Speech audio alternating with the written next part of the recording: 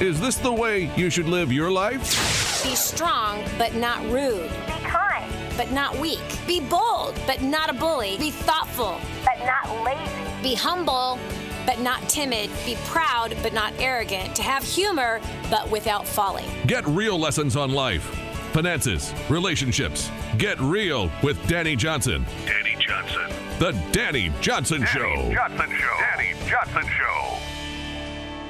Welcome to the Dani Johnson Show. We're so stoked you made a choice today to join us for another, exhilarating, thought-provoking. Sometimes the show makes you go, what? Sometimes it makes you go, Sometimes it makes you go, ouch. That one hurt, Dani. Stop it. It's not just me, man. Have you heard the precious listeners of the Dani Johnson Show? The callers who call in, they contribute so much value on this show, and that's exactly what's going to happen today as well. Today we're going to talk about wealth. Yes, wealth. And really the misconception that so many people have concerning wealth. So many people think that the wealthy are those who have a lot of stuff. They think that wealthy people are greedy people. And here's what I find to be so funny. I used to think the same way.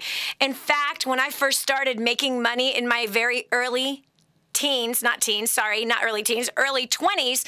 I started in business when I was 19 years old. I didn't come from a family of business people. I came from a family of drug-infested welfare recipients. And so my first introduction to business was not family-related, but it was actually through a boyfriend at the time. And his family were business people. His dad owned an insurance agency, and wow, yeah, they had a nice home. It was in Stockton, California. Not a nice place to live.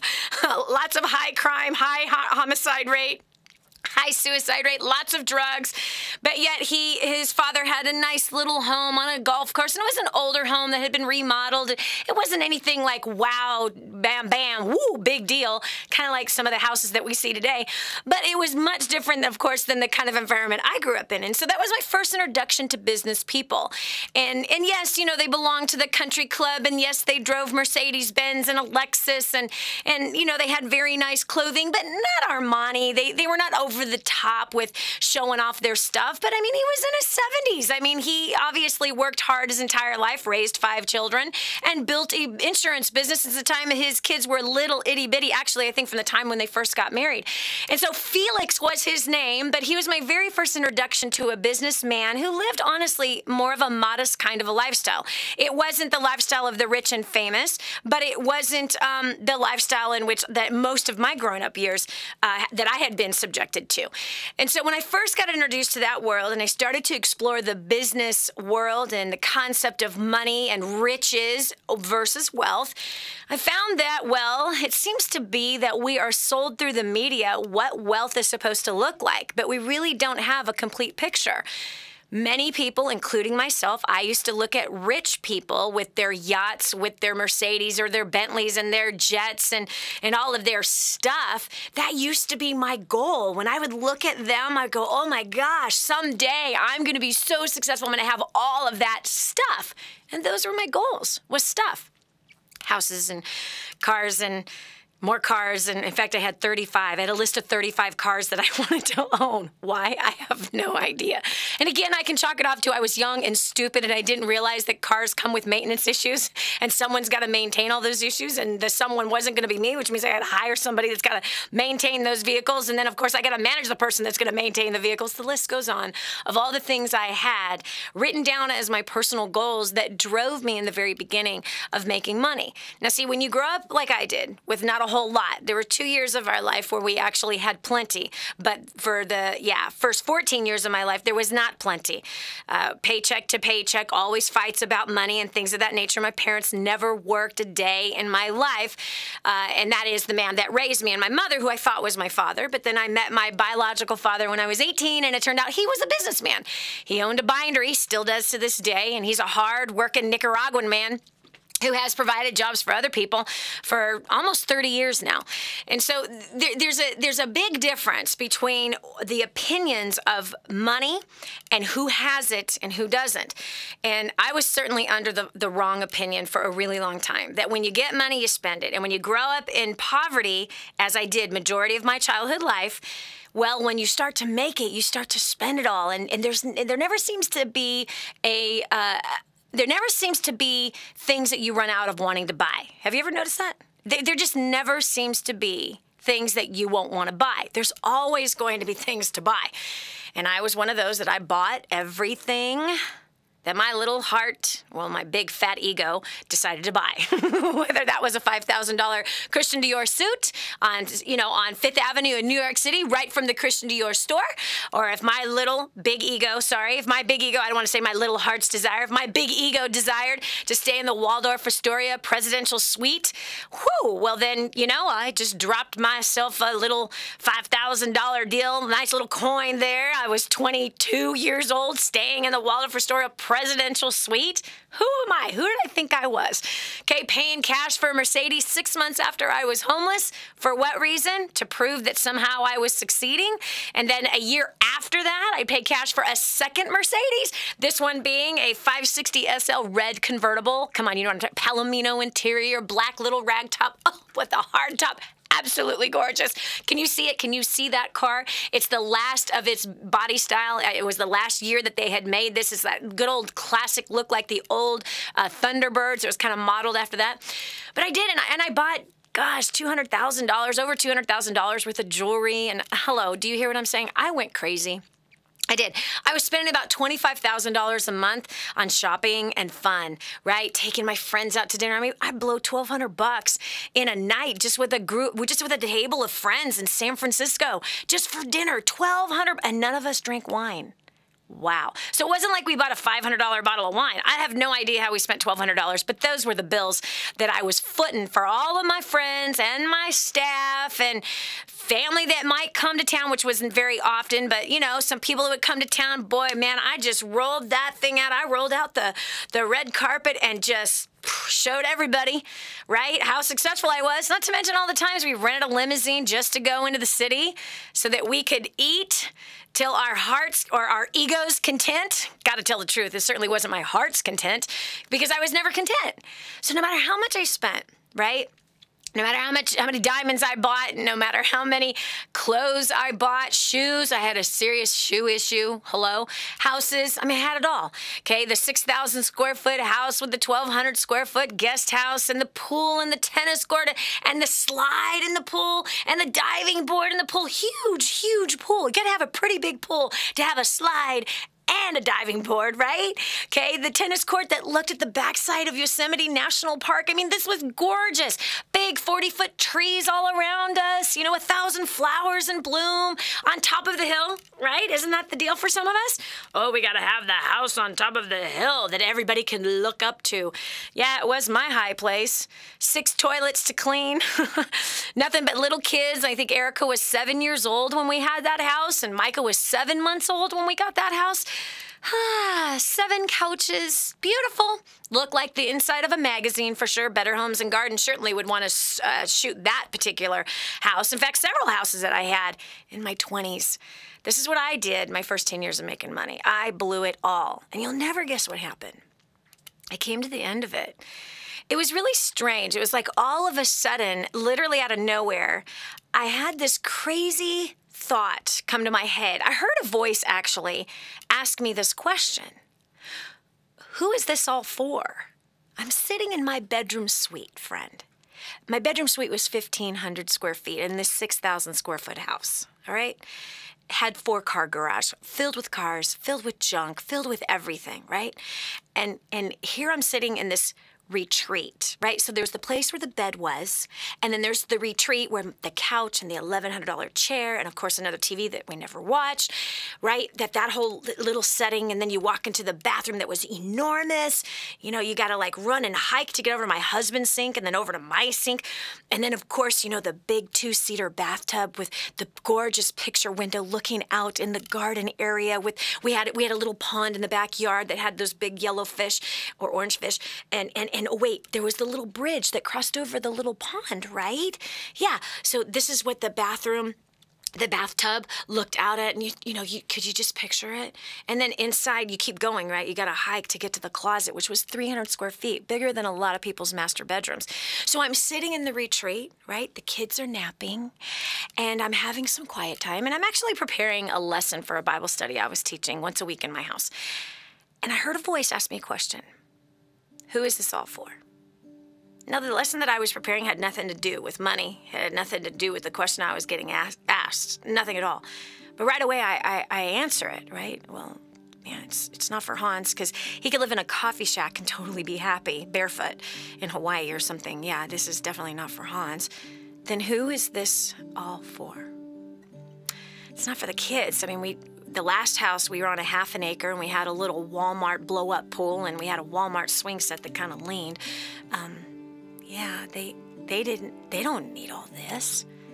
Then who is this all for? I'm running out of people, friend. I'm running out of people. I realized in that moment as my heart began to sink deep inside of my stomach. Well, God, this isn't for you. You own everything, and you don't need this house or this property to make you look good. Then who is this all for? I was down to one person. I fell off that burgundy and gold chenille striped chair, landed on the floor, and I began to weep, and I got nauseous. And I said, "Oh, Lord, forgive me. This is all about me. This is all about my ego trip." I literally had the manifestation of wanting to throw up. Literally, I began to cough. I began to heave.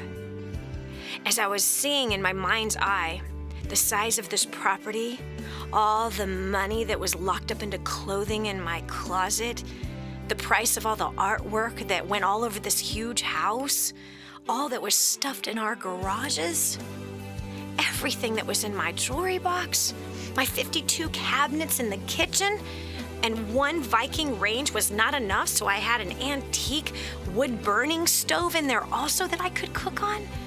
4 ovens, really?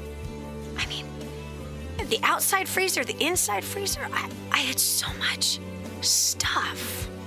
And all I saw was the price that I paid for all of it, and it was all because I thought the more stuff I had, the more successful I would feel. But I found that I was empty at the end of it all. I felt like a loser and a failure, and I felt all the pressure of the nearly $1 million worth of debt that we had. We're going to continue in a moment, and I'll finish that story and see, are you in the same place? Think a big house and a nice car make you successful? Think again. Dani can teach you what you really need to get what you want. Stay tuned for more of The Dani Johnson Show. The whole story of how I went from homeless to millions is right here in this book, First Steps to Wealth. I'd love to give you a free copy of this book.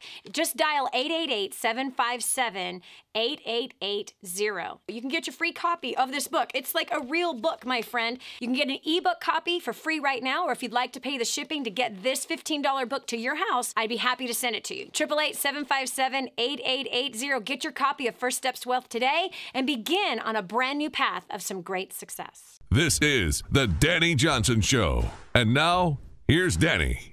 Money. Some people call it evil. Other people realize that it's nothing but a tool. Well, money had ruled my life for a long time. More than a decade, it had ruled my life. And I didn't even know it, friend. Is it possible that you are controlled by money or stuff and not know it? That was me. I had no idea I was controlled by stuff and money. I had no idea. In fact, I used to say to people, I could walk away from this life tomorrow and it would mean nothing. I was a homeless woman. I know how to live on nothing. I know how to live simple. So all of these houses and these cars and all of this stuff and all the money they blow, I could walk away from it tomorrow. Until I got asked to. And once I got asked to step away, as the voice that said to me, who is this all for? And when it came down to it was about me and my big ego trip. I was trying to buy my way into feeling successful. No matter how much money I make, no matter how much I bought, I still felt like a failure inside. I still felt like I needed to prove something to everybody that knew that I was a failure in my past. That somehow, that the more that I made, the more that I spent, the more that I bought, the more I accumulated of stuff, well, that somehow no one could ever think that I wasn't successful. This is a big fat lie. I came to the end of that, and I'm telling you, I was empty. I felt incomplete. I was not satisfied. I felt so much pressure to have to keep up and to spend even more. Otherwise, then I must not be maintaining my success, or I must not be growing my success if I'm not buying more stuff. Friend, at the end of the day, I was miserable. I was under so much pressure. But you know what? What about you? Have you found yourself buying things or living a life that someone else says you should live? Or are you truly looking at the life you want to have? You see, our culture really sells us that the lifestyle of the rich and famous, that they got a lot of junk. But that's not the lifestyle of the wealthy. The truly wealthy have a different purpose for money. Money, they see it just as a tool, not something to hoard, but it is a tool, something that should be passed down to the next generation, obviously with wisdom. But there's supposed to be purpose to money, and I was one that had no purpose to money. Or I guess I did have purpose to money. My purpose was buying me more stuff, or buying my friends more gifts, right? Or paying for more meals for more people so that somehow they would like me, or they would be loyal to me, or somehow they would stand by me in the midst of even terrible trials if I somehow took care of them. But at the end of the day, it was all empty because I was left eventually with nothing and no one around. And I came to a place where I heard that voice say, sell your things and follow me. And I thought I was following my God. I thought I was completely devoted. We were tithing thousands and tens of thousands of dollars every single year at our church. But at the same time, when I heard that voice say, sell your things and follow me, it was like, this is a whole new dimension of sell your things and follow me. It was a painful set of circumstances. So we did. We sold the big house. We got out of debt. We went on to change the way we lived. We got out from under the pressure of performing for everybody else. We got out from under the pressure of looking good. And we said, I don't care what friends are no longer our friends because we don't live in a big old fancy $1 million home.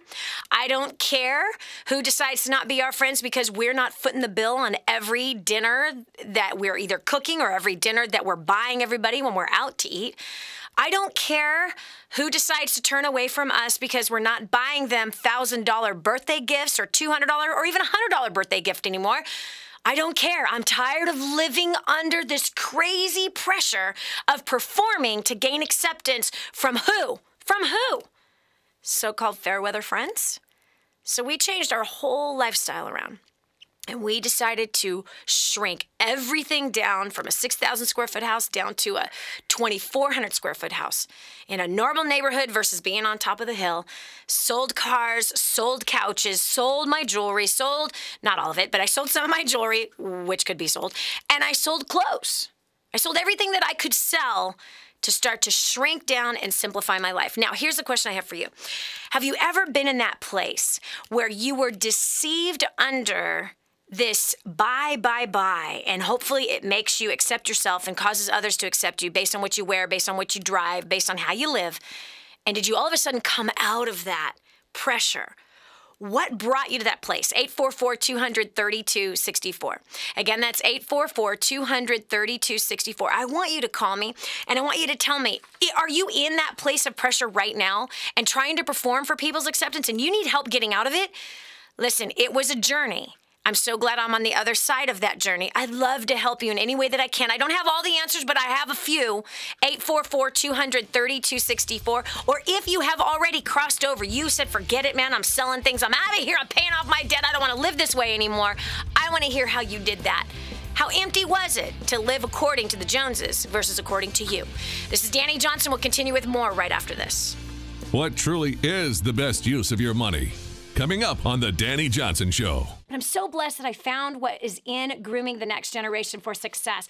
This is a book that is being taught in universities around the world. It's been noted as the best book on parenting that has ever been written. Crazy, if you ask me. But the point is that this thing gets results. Get your copy today, 888-757-8880. Again, that's 888-757-8880, or go to DaniJohnson.com. That's DANI Johnson.com. Get your copy today. Now, more of the Dani Johnson Show. I was plagued with greed. I was plagued with complete self-centeredness, and no matter how much I bought, there was still like this monster inside of me saying, more, more, more. And no matter how much I made, I was never satisfied. This was both my husband and I. Neither one of us were satisfied. We didn't realize that we were feeding the monster of greed and idolatry inside of our very beings. Every single time we were making those purchases and trying to keep up this image in which we had painted to our clients, to our family members, to our friends. I'm telling you, I'll never forget the day that I said, forget it. I'm done. This is stupid. I don't want this anymore. Have you ever been in that place? 844-200-3264. It isn't to say that we don't have a good life today, but it is to say it's very different than the way that we lived before, and our motives have completely changed. Well, today, we're going to show you one of the biggest and greatest wealth tips that I've learned along the way. Something that has helped us to sustain ourselves, even through bad economies. While other businesses have gone under, where ours has been sustained because of this one very important wealth tip that is, by the way, the opposite of what most people think about the wealthy. Let's go over to the phones and take your call. We've got Allison on line 6 from Rochester, New York. Allison, welcome to the Dani Johnson Show. Hi, Dani. Thanks so much for having me on. You know, when you were talking your story, oh, my goodness gracious, it sounded like what I wanted. I grew up in a typical blue-collar home. You know, both my parents worked very hard, 6 children, not a lot of food, not a lot of anything. And so I thought that, you know, maybe you go to school and you work really hard and you get a job and you get a house and you get married and you get the white picket fence and you have a couple kids and you're going to be happy. Well, that created debt. It created divorce. It created a situation where I was looking for more and more. So I thought, well, I'll start a business. You know, that'll do it. And all I saw was money. And I started chasing the money, and I tell you, the further I chased it, it ran away from me. And I ended up in even a worse situation with even more debt. I was totally out of gratitude. I had no faith. I was just thought, you know, well, maybe this is just, whoa, poor miserable me, you know. Yeah. So just recently, I just turned 43.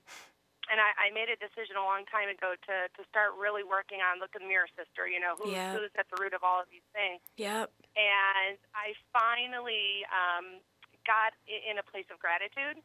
I used to think that, well, if I'm looking at my little house that I'm settling, that I should have a bigger house, I should have better cars. Look at all your friends. They've been working longer. They have bigger, better things. And it was just a pile of just ridiculousness. And so I'm just grateful that now, you know, I'm only 43 is the way I look at it, and I don't know if I'm normal or not normal. If other people get there sooner, I really don't care. All I know is I'm at the place where I finally am starting to get it, and hopefully I can help other people along the way. So I'm just really grateful. It took hitting rock bottom a couple times. I thought I hit rock bottom once, but it was more like a bobber. And you bounced back, unfortunately, a little too fast and went back and had to do it again. You know what, Allison, I'm really proud of you. First of all, that you are humble enough to admit the past. You're humble enough to go, it was time to look in the mirror and realize that all of that stuff was empty and that there had to be another way. And gratitude is massive, girlfriend. It's massive. You know, what's so funny is that when we had that gigantic yellow house with the white picket fence, by the way, and it was a farmhouse. It was a Victorian farmhouse. So you can only imagine what this thing looked like, right? With the wraparound porch, panoramic views, unbelievably stunning, all right? And our views were the backside of Yosemite National Park. So watch. This is what's so crazy. I remember being there and not being grateful. just looking at all the work and looking at all the turmoil and all the pressure, right? And then when we came, we the way that we sold our houses, we traded houses with a single mom who had 4 kids and raised her kids in this 30-year-old house in this normal neighborhood. And she was going to turn our house into a board and care home for developmentally disabled kids. And so, funny enough, 30 days, roughly about 30 days after we had traded homes, it might have been more than 30 days. I can't remember exactly, but it was a short period of time. I had a dream. And in the dream, she said, Dani, I made a big mistake. Is there any way we could trade back and you can keep the $100,000 you made on the home? And in the dream, I said, I'm so sorry, Sonda. No way. I was completely content with the home that we had gotten. I was content with the 22 cabinets in the kitchen. I was content with this small little stove. I was content with the 25-year-old refrigerator. I was content with the 5 different colors of carpet that was in the house. I was content with the fact that my kids could actually be kids for the first time in their lives, and they wouldn't be screamed out to make sure they took their shoes off when they came in running from outside. I finally came to a place of not living under the pressure of everybody around me being perfectly neat freaks and treating this home as though it was a palace. It isn't to say that I let my house get dirty. That's not, because that's not in my nature. I like things to be clean. But I no longer was under the pressure of keeping a $1 million house perfect. It was much easier to keep a $250,000 home nice than it was to keep $1 million home perfect. You know, the spots on the walls, the spots on the glass. Don't touch that, you know. Got all my little chinky things that are all over the tables. Hello, I got toddlers. Why in the world do I have anything on the table? It's stupid to have something on the table. You got toddlers. You're just asking for trouble. So it was a beautiful thing to get content. And that's what it's about. So many people make the mistake of thinking that contentment means laziness or settling for less. No, it's not. Because contentment also comes packed with work and excellence and diligence. Contentment doesn't mean settling for less. Contentment means you've got this heart of gratitude. You're able to be present right where you're at, and you still work with excellence and diligence, and you're not so attached to the outcome that I'm only going to work if I make $1 million, or I'm only going to work if I make more money. That's discontent. That's greed. That's never going to be satisfied. It is, I'm giving them my very best today. I'm going to put forth my very best effort today, because there's satisfaction in that, knowing you've done your best. And don't worry about tomorrow, because tomorrow has enough worries of its own. But if we're taking care of today, and if we are working with excellence and diligence, and we've got a heart that is content with where we're at, now we've got something that the vast majority of the entire population does not have, especially the Western the civilized part of the world. People aren't content. They're not content at all.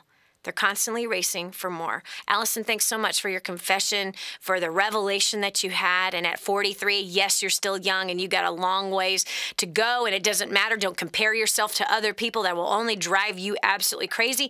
Competition with other people and what they have. And by the way, you have no idea how much debt they're carrying. You have no idea the fights that are going on in the master bedroom. You have no idea the troubles that they're having in their life or with their health. You have no idea. People like to put up a front of what they want you to see. Yeah, they want you to see the boat. They want you to see the house. They want you to see the car.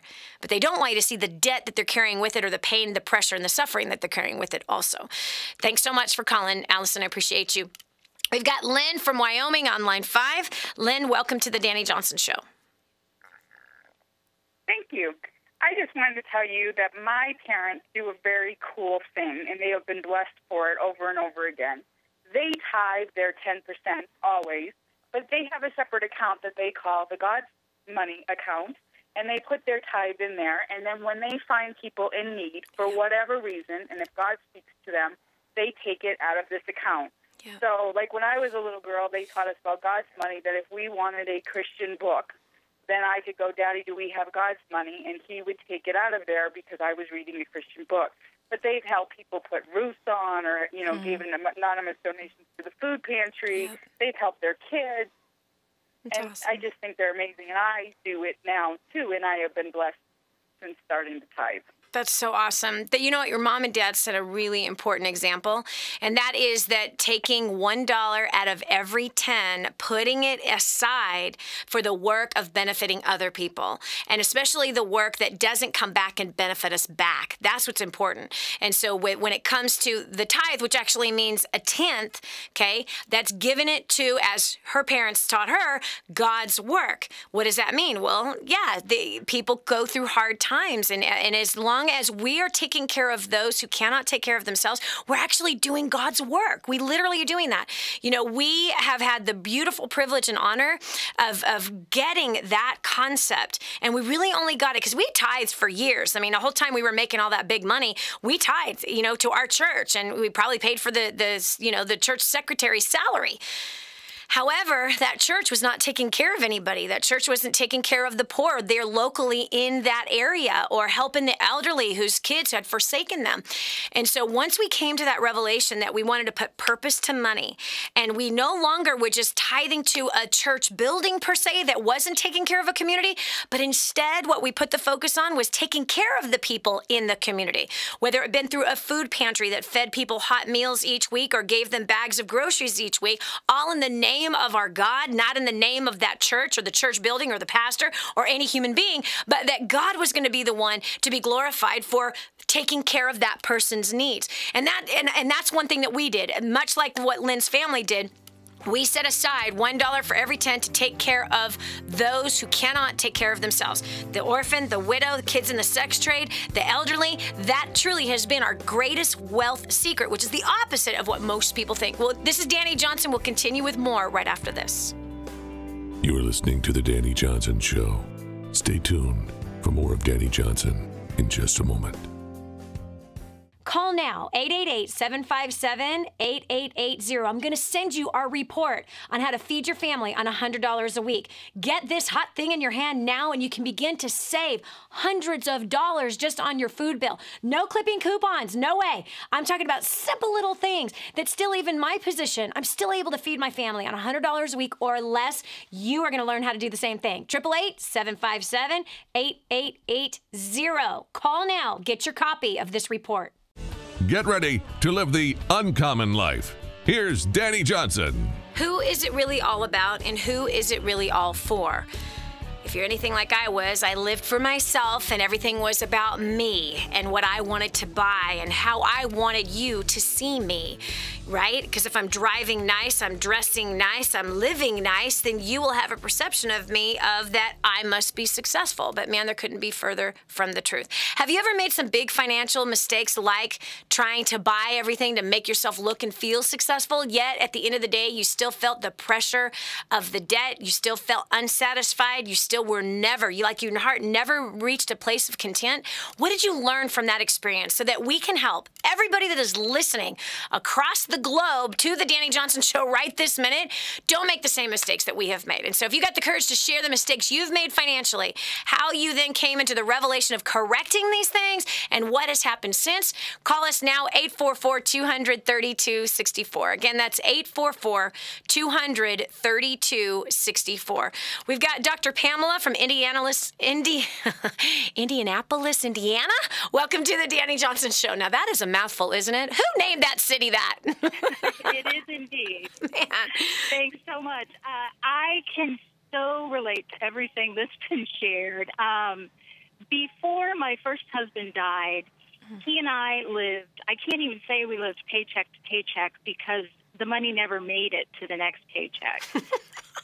So we were constantly robbing Peter to pay Paul, and we lived in a constant state of lack. And I'm not proud of it, but we were in full-time ministry, so we very pridefully and self-righteously said, oh, well, we're in full-time ministry.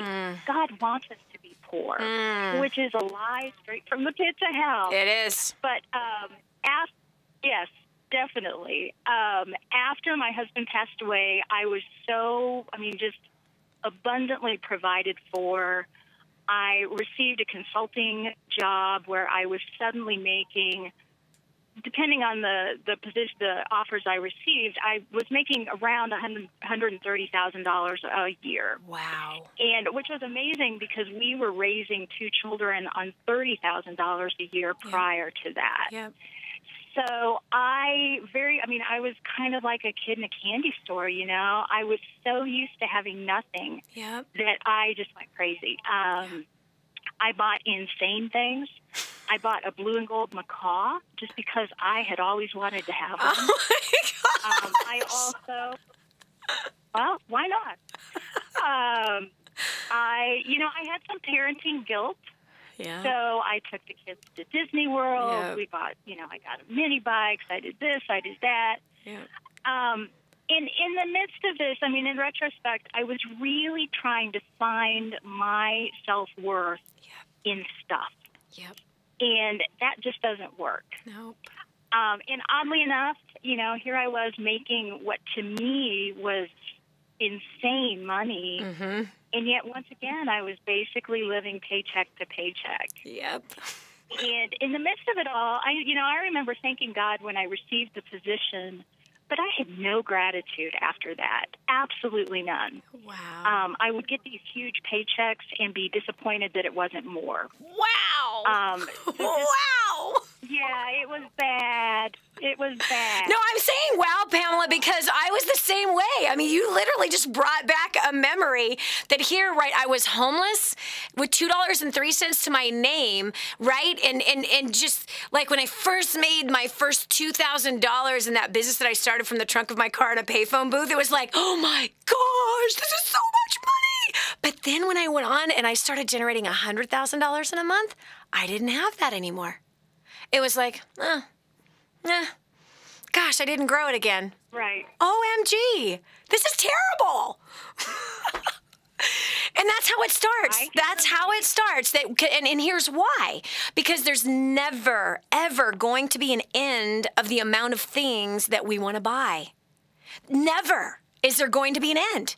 There is always going to be options. There's always going to be things that we are coveting. If we are on that path of greed, we are continuously coveting more things, whether it's bigger house or more houses, whether it's more shoes, more eating out, more purses, more jewelry, more that is always driving us. There's a price tag at the end of all of those things, and no matter how much we make, there's always more expensive things to buy that don't reach our income.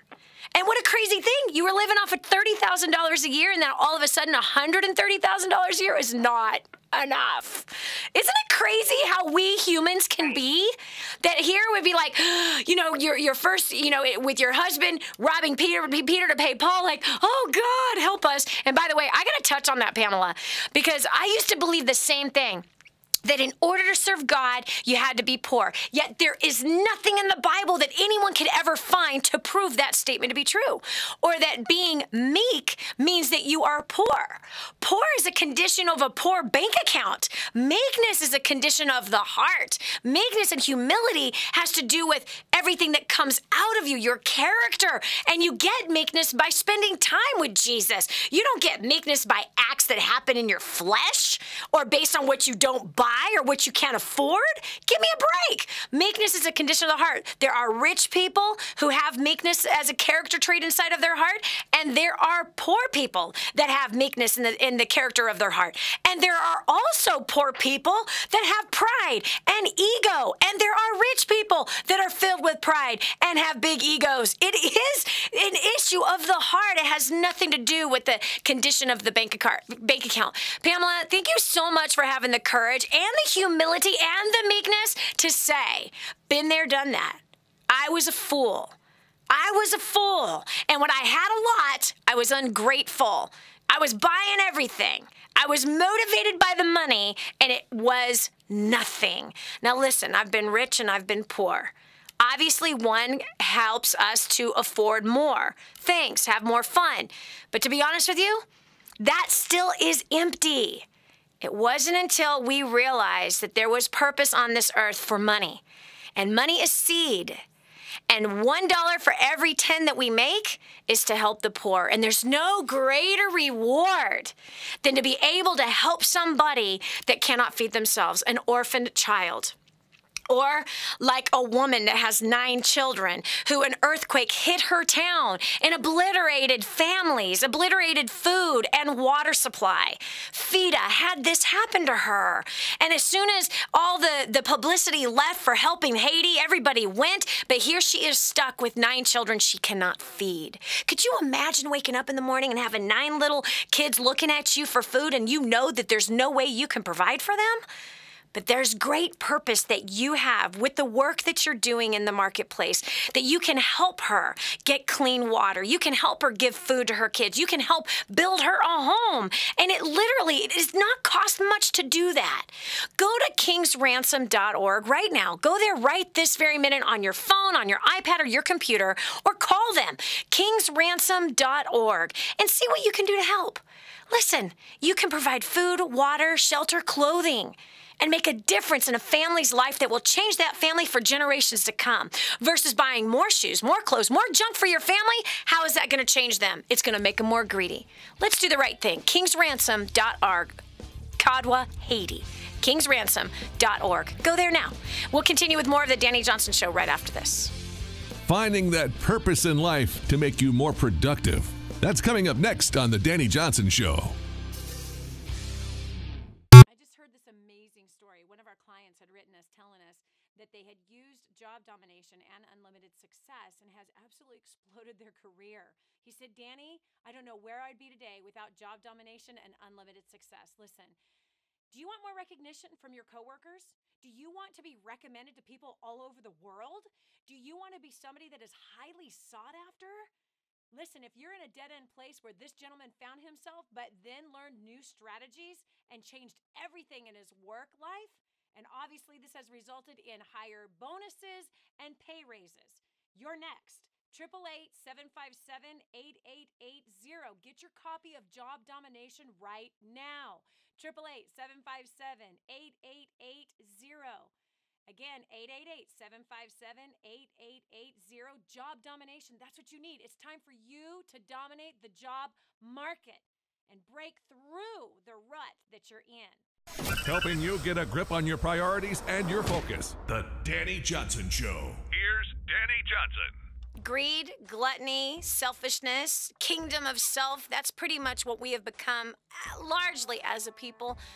Oh, we can all say that, oh no, Dani, I'm not greedy. Listen, if you're living paycheck to paycheck and you're unsatisfied and you're constantly crying out broke, you got the symptoms of greed. If you turn your attitude around to this, put purpose to money, it'll make your job funner. It'll make everything you do, the life you live, more fulfilling. Put purpose to money. And I'm not talking about stuff to money. I said purpose to money. There are people who can't take care of their children. And it isn't because they're lazy. It is because of a country maybe that they were born in that you were not born in.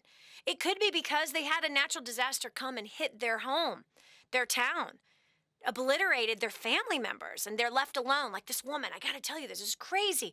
We're walking through this little village, vetting out this village to see if this would be the next place that we bring in clean water, a sugar plant that's going to provide 200 jobs, if this is going to be the village that we're going to build 60 brand new homes. And we're vetting out this village, and we're walking through this little area, partially through a jungle and then through a field. And I come to a woman, little tiny woman. Turns out she's in her 60s or 70s. And then I look to her left, and it's her home, but it's not a home. It's banana leaves that have been put together and kind of not like a teepee, but you remember the little tents that we used to do when we were kids, tying one rope to one tree and then to another and then put over the blue tarp over it, or even just a blanket that we threw over it, and then we'd sneak ourselves in this little tent. That's what I'm talking about. But imagine it being made with banana leaves, old, dead banana leaves. Imagine the bugs. But this is where your grandma's sleeping, because her children were killed in an earthquake. Her husband was killed in an earthquake. Her siblings were killed in an earthquake. She has no land. She has no food. She has no water. There's no bathroom. There's no sink. There's no nothing. Literally, somebody allowed her at the edge of their property to build this little, with leaves standing up in a triangle. And that's where she sneaks herself in every day to sleep. If that was you, would you hope that you wouldn't wake up in the morning after losing your children, your grandchildren, your sisters, your brothers, your husband, your friends in an earthquake? No one is there to help. Nobody has the responsibility to care for you. You're in your older years, and every day it's a struggle. You see, when you leave your home that's air conditioned or heated properly, and you've got your stove and you got your fridge full of food, and right, you've got your washing machine and your dryer, and you've got your hair dryer and your 15 different curling irons, or you've got your electric shaver and you've got that nice aftershave, right? You got all this stuff. We got every kind of lotion and potion that we need for our skin. It's both guys and girls that are doing this kind of a thing. Not to mention the 15 different kinds of gels that we're putting in our hair. But here's this little grandma, not concerned about her hair. Not even really dealing with the lice that's in her head or the many scorpion stings that she has or the mosquito bites that are all over her body. But this is how she's living. It isn't because she's lazy. Something happened to her that could happen to you. When you leave the comfort of your home and you go and you see how other people, in fact, most people live around the world today, if you were to actually go look with your children, your life would never be the same. Your life would never, ever be the same. You would have so much more purpose to the money that you're making. Your heart would come back filled knowing, wow, I could help somebody. They don't have shoes. They don't even care that they don't have shoes. But let's build Grandma a house because there's many other grandmas in that same area.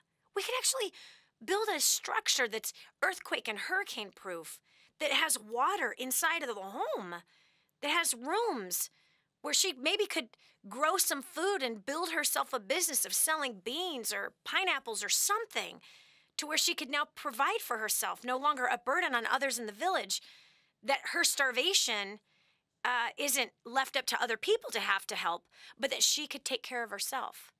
It's so simple to help people like that. If you want to know how you can, go to kingsransom.org and click on Kadwa Haiti. It's the very first thing that pops up on that page, kingsransom.org. Again, that's kingsransom.org. That's how we as a family have put purpose to money, is taking care of people who have been in a really bad situation that don't have a way to help themselves. You can do the same thing. But you have other family traditions, and maybe you've been one of those that you've been sucked into the media, you've been sucked into the greed of our culture, and no matter how much you've made and bought, it's made you feel empty and useless and senseless. Well, if that's you, I want you to call me and tell me that story, 844-200-3264.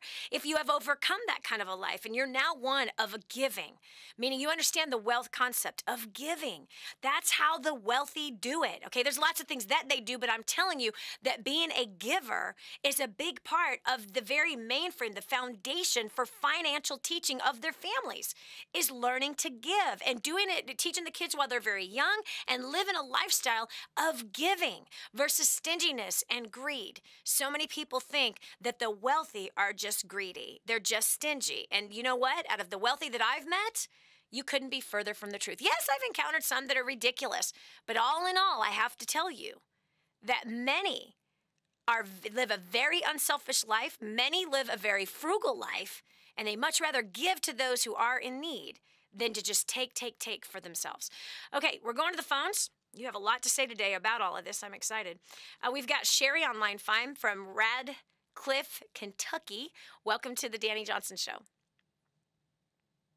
Yes, I want to piggyback off of what you were saying. I try to make a long story short. After serving the Lord for 20 years, God had to bring me through a process through going through living from payday to payday. Mm-hmm. But he let me know, he said, Sherry, I cannot give it to you until I can trust you with it. Yep. And when I started tithing and doing it like God said and giving, then that's when God started to open up the windows of heaven Yeah. and pouring out such a blessing. But he says, first, I need you to get everything in order. Yep. I want to get you in a place where when I give it to you, I know you can take care of it. That's right. And he showed me how to, first of all, open up a storehouse. And then he said, I want you to be a giver. He said, I want you to pay off all your debt. Yes. Because if I give it to you and I know you can't take care of it, I'm not going to do it. That's right. And then he started to open up the windows of heaven, and I started giving.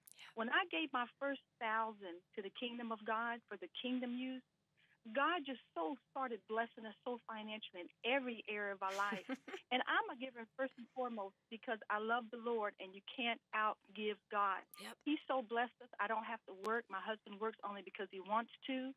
And I know it's not because I'm special, but I know it's because of his principles. His principles work. But first he wants to know, if he can get it to you, can he get it through you? That's what he wants to know. Yep. Are you gonna be stingy? Are you gonna be a good steward of his money? Yep. And he will not until you do that. Yep. And as a minister of the gospel, I know that. I know it. I've seen it in my own life. But you give because you love. You give out of your heart. And like you said, you give it unto Jesus and watch what God can do to it, because he wants to bless us, but his hands are tied. Yeah. If And we it's, don't do what he says and do his principles and obey him, he Yep. cannot move, and it's not his fault. Yep. So I just want to share it with people to let them know that God does want to bless them. And I love that scripture that says the blessings of the Lord make it rich. Yes. And he adds no no sorrow So, to it. Yep. Yes, Yep. Thank Yep. you, Jesus. Absolutely. Sherry, thank you so much, and I appreciate your passion. You know what's so interesting? I want to just dovetail on this because it's so important. He wants to know if he can trust us with it.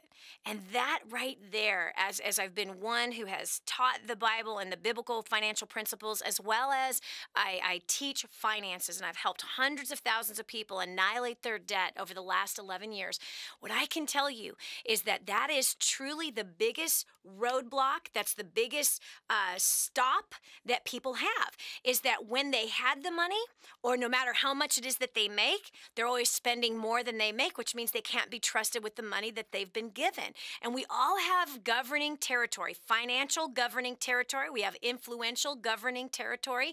We have time territory. We're responsible for what we do with our time, with our money, and with our influence. And where the biggest mistake that people make financially is that they're not trusted with the amount that they've already been giving, the amount of people that they have influence with, the amount of money they've been given, or the amount of time they've been given. And when people get financially responsible, as well as when they become responsible to others, they now are going to treat people better. They use their mouth to edify each other, to honor, to respect, to spread love, and to spread good news. Then they are made ruler over much more influential territory. When they no longer spend all they make, when they no longer are sucked in under the greed of more clothes, more shoes, more bags, more junk, more food, when they now are living rightly financially, then their financial territory grows, and God opens doors that no man can shut, and he makes a way where there seems to be no way, and he puts you in a place where your house will sell when no one else's house will sell, or that your business is the one people are attracted to when they're not attracted to anybody else's business. God does the wildest and craziest things when you become financially responsible and influentially responsible, because those two things go together, as well as with your time. Where are you spending your time?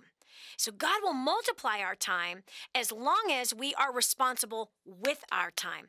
And I've seen him do it again and again. Sherry, I'm so blessed to have met you today. Thank you so much for what you shared. And I know I've seen him open the floodgates of heaven and make crazy things happen on our behalf simply because he can trust us with the money.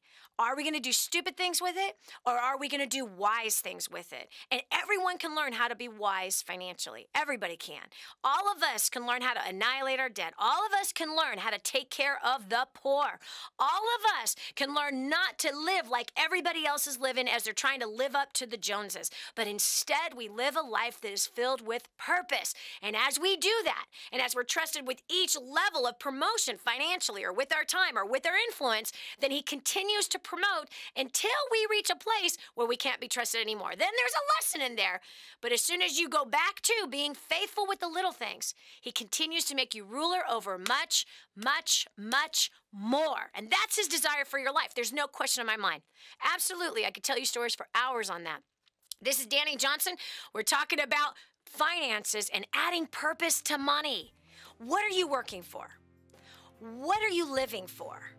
Where are you going? Who with? And whose lives are benefiting because of your life and what you do? Important questions to answer. Important questions to ask yourself. Because if this is all there is, live to buy, forget it then. Live to buy and be in debt and under the pressure of trying to impress people? Phooey. It's nonsense. 844-200-3264. If you disagree with me, you go to the front of the line. This is Dani Johnson. We'll take your call right after this.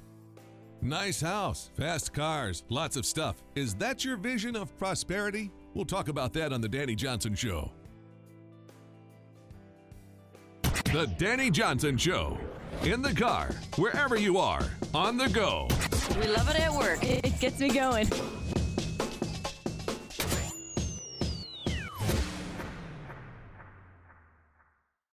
You want to succeed, right? But you do not want to fail God at the same time. There is a way to succeed from a biblical perspective, and it's far greater than anything you could ever imagine. Over 500 scriptures I studied to study money, everything that the Bible said about money. That's in the first couple chapters of Spirit-Driven Success. Not to mention leadership, working with people, growing a career, being used mightily in the marketplace, which is where Abraham, God used him in the marketplace. And Joseph, God used him in the marketplace. Moses, God used him in the marketplace. Daniel, Solomon, really all of the greats of faith, most of the greats of faith throughout the Bible, they all were in the marketplace. And God wants to show you how you can be used mightily by him in the marketplace. Right here, Spirit-Driven Success is where all of my notes are on how you can do that. 888-757-8880. Again, 888-757-8880. Get your copy of Spirit-Driven Success today. Helping you get a grip on your priorities and your focus. The Dani Johnson Show. Here's Dani Johnson. I've worked too hard and too long, Dani Johnson, for me to just give my money away. Are you crazy? I got a list of stuff I want. Been there, done that. Have fun. Tell me how it feels once you get all the stuff. I'm going up to Jessica from Tennessee. Welcome to the Dani Johnson Show. Hi, how are you, Dani?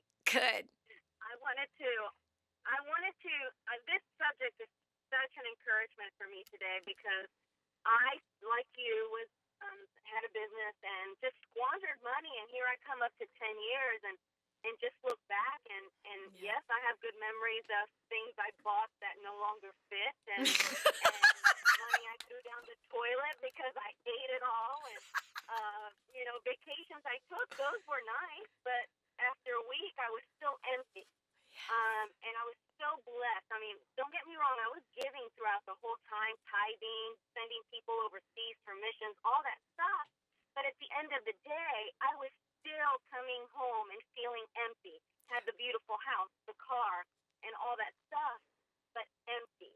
Yeah. Until I finally realized, God really spoke to me at one point and said to me, it was during the first steps that I went to, and he basically said, you've been a semi-good steward, but not a good steward, and I can't give you any more. And when I started looking on the inside of me, I realized that a lot of the giving that I was giving, not so much the tithing and the church stuff, but the taking out people for food or buying them a refrigerator or buying them Coach bags or whatever it was more about pride. And it wasn't until I came to the end of me that I realized that I was a completely bad steward, had no savings, squandered money. I was making six-figure salary. Came from nothing to six-figure salary with no degree, competing with people that go to school for 7 years to do what I do.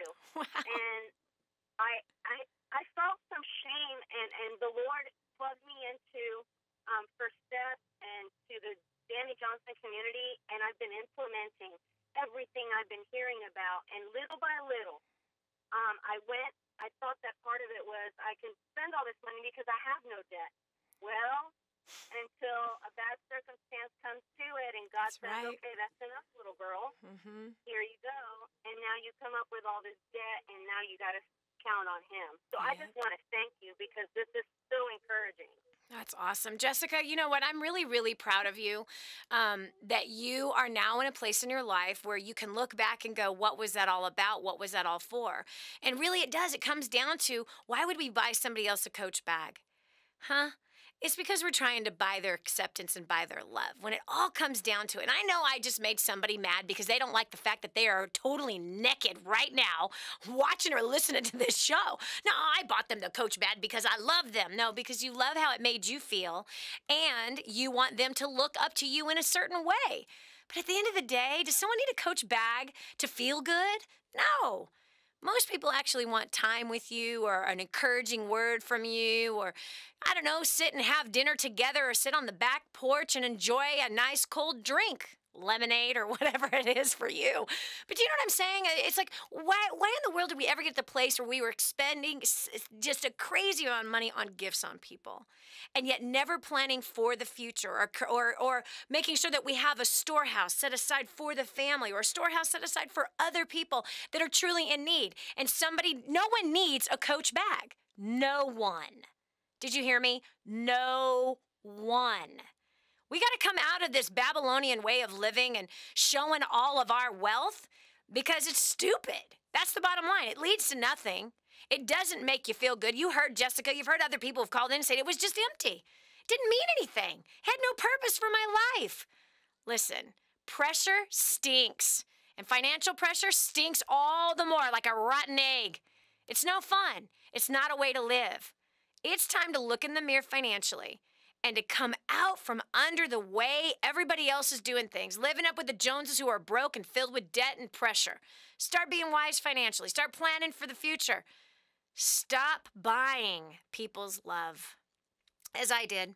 Stop buying people being impressed with you. Oh, thank you, Dani, for buying dinner. That's so nice of you. Again. No small wonder why the same people wanted to go out to dinner with me again. It was amazing what happened when we started all going Dutch, who no longer came out.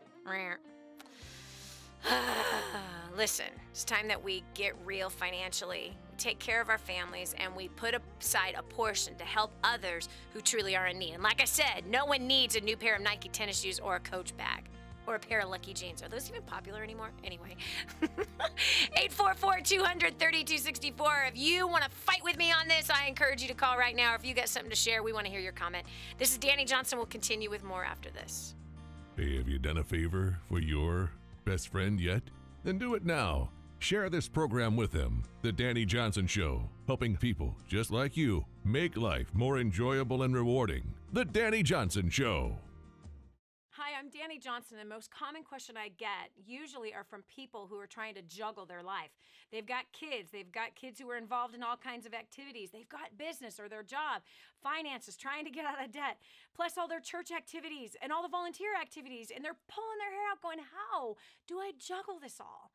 Man, I once lived just like that until I learned Time Secrets. Time Secret showed me how to be able to cut my hours from 100 hours a week that I was working down to 20 hours a week, and tripled my income as a direct result with what I learned. Time Secrets also showed me how to get my priorities in order, which healed up my marriage, and I became a mother that I was proud of, versus becoming the mother I didn't want to be. And so if you feel like your world is running around in all kinds of different circles, you can fix that. Call 888-757-8880. Again, 888-757-8880 for Time Secrets. Now, more of the Dani Johnson Show. Are you a giver or a taker? Which one are you? Is there somebody else that's always footing the bill around you? I know I just made someone mad. I know I shouldn't be laughing about it either, but man, I've certainly encountered a few takers in my life, right? Sometimes it could be your children, right? As they, like you to take them to dinner even when they're older, and then pitch you attitude later, right? Has that ever happened to you? Or even people that you work with. I have had to check my own heart with my so-called giving to other people. And you know what? About 14 years ago, we came into the understanding that giving to those who are truly in need has a great purpose. And it's clean, especially when you're able to give and they don't know it's you that's giving. There seems to be kind of like this weird arrangement that happens when you continue to give to people that you know And there comes like an expectation that because you have, you should always give to them because they don't have. You know, I wrote this thing down a while ago. There's the givers, there's the takers, and there's the shouldas. The shouldas are, you should give to me because you have, and I don't.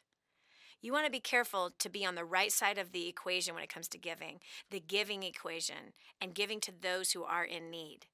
Not the taking equation, because a taker will continue to take, will manipulate everything to go in their direction. And at the end of it all, they're going to end up very, very empty. And people will reap what they sow. But listen, you have your own giving philosophy. It might be completely different than mine. I believe that we should be taking care of people that can't feed themselves, and that they should know that I'm the person giving to them. I don't want them to know. I don't want the credit for giving to somebody, and I don't want them to know where to come and get some more from either.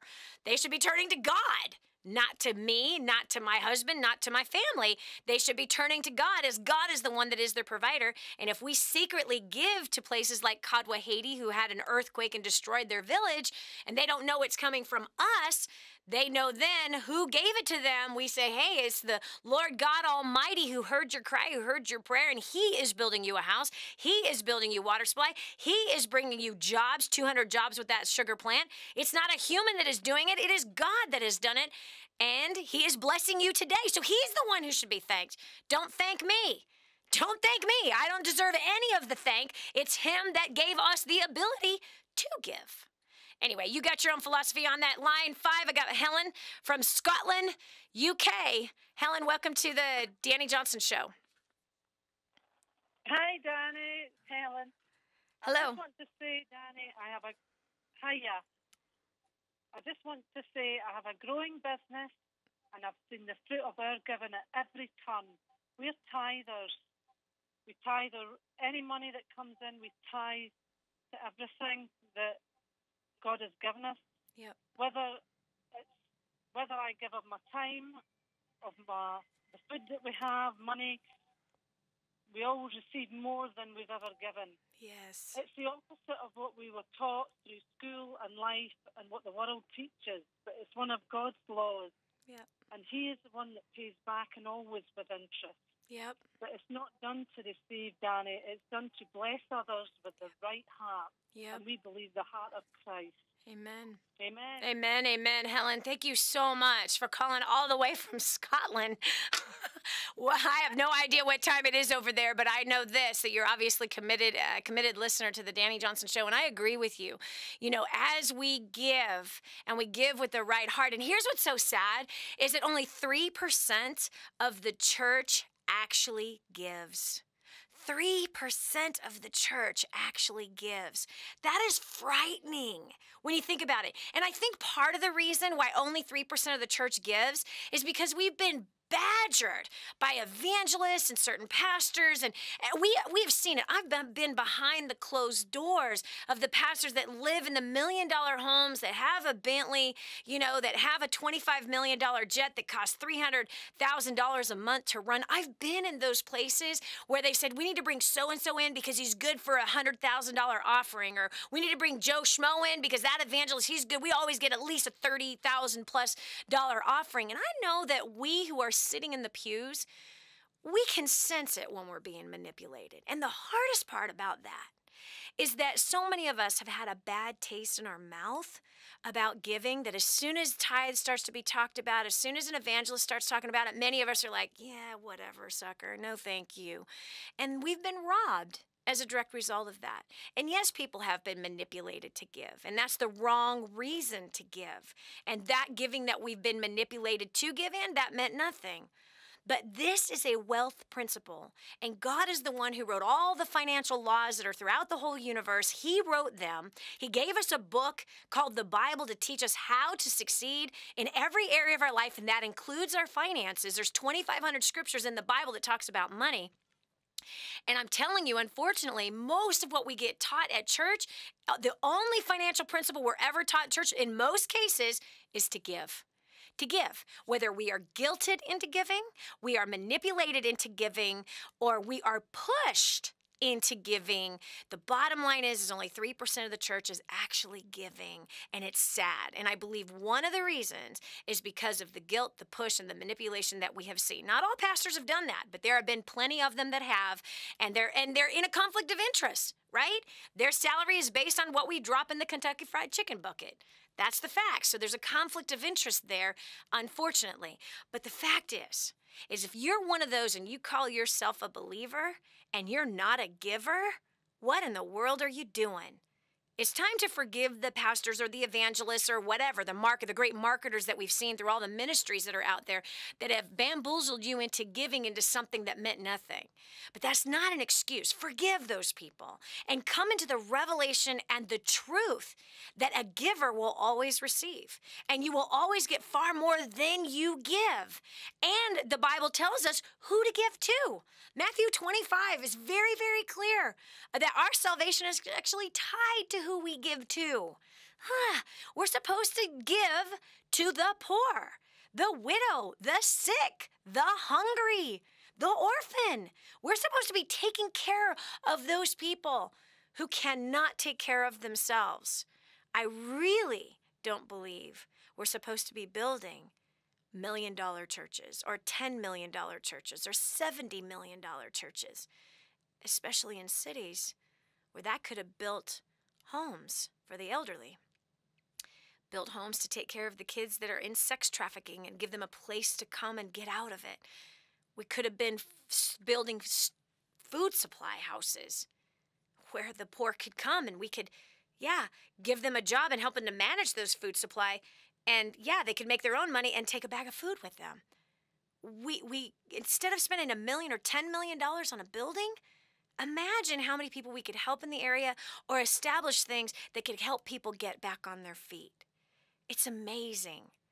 It's amazing to think about the power that you and I have, that if we give $1 for every 10, villages that could be restored forever, right?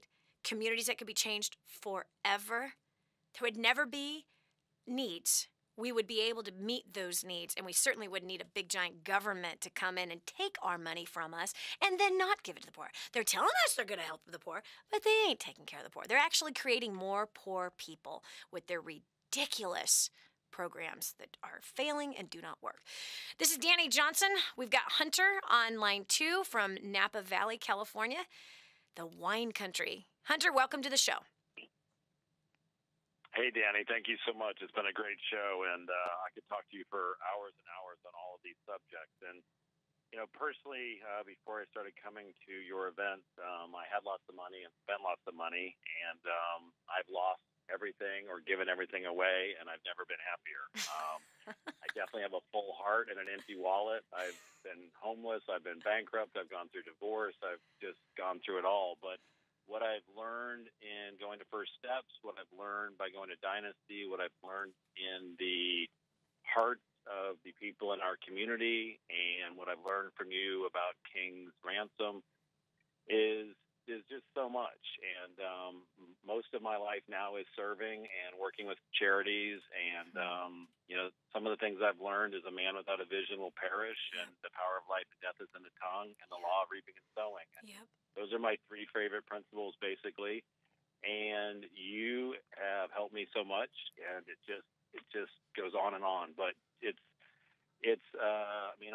I feed the homeless. I work with charities. I take the wine business and the millionaires and billionaires I know, and I basically like to play Robin Hood. I transfer the wealth from them and give it to those that need it. Yes. And I work with charities all over, and I want to heal the soil and heal the souls. And a lot of this, I remember the first time I met you, and you said we used to be an entrepreneurial nation, and we've lost that. Yep. And it's true. There's a lot of people that want to work, and there's so much out there, and I could go on for hours, but I'm just so grateful for you and our community of people. And I guess lastly, that if you live in gratitude and you understand forgiveness, then joy and happiness and blessings just abound. Because I basically.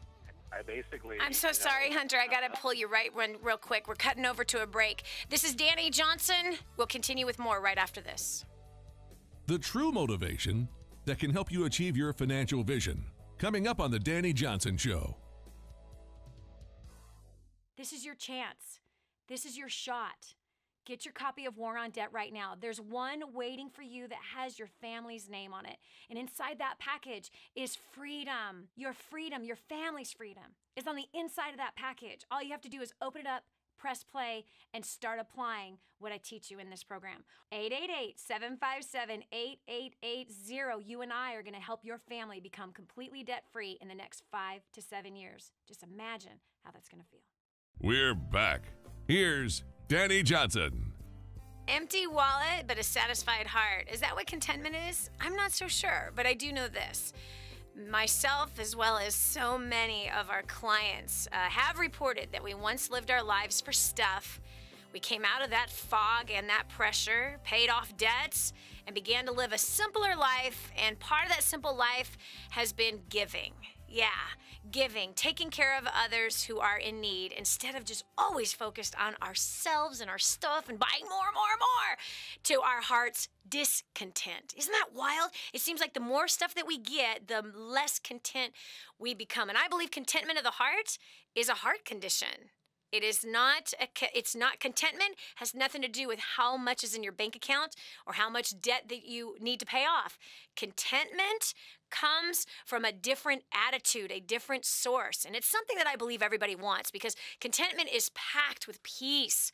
It's packed with harmony. Oh, it's at a much slower pace. It's not this pace of, oh, I gotta hurry up, I gotta get this done. If I don't, then this done.